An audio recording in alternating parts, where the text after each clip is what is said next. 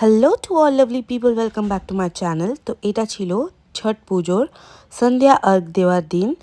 সেটা হচ্ছে 14th November 2024। তো এটা আমি ছট পূজার দিনকে রেডি হয়ে গেছিলাম পুরো, দিয়ে আমরা গঙ্গা ঘাটে চলে গেছিলাম ছট পূজার সমস্ত কিছু সন্ধ্যা আর্ঘ দেওয়ার জন্য। এখানে শুভ রাখা হচ্ছিল, শুভগুলোকে পুজো করে করে এখানে রাখা হচ্ছিল, আর্ঘ দেওয়া হচ্ছিল। তো সন্ধ্যা আর্ঘের জন্য ভিড় দেখতে পাচ্ছেন গঙ্গা ঘাটে, কত লোক কত মানুষ এসে ভিড় করেছে, ছট পুজো করছে। তো আমিও তার মধ্যে চলে গেছিলাম।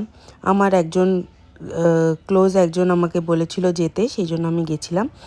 তো ওখানেই আমরা সবাই মিলে ছট পুজো করছিলাম। আমি যেহেতু ছট পুজোতে যেতে খুব আমার ভালো লাগে, তো ওই জন্য আমাকে যে কেউ ইনভাইট করলে আমি চলে যাই ছট পুজোতে।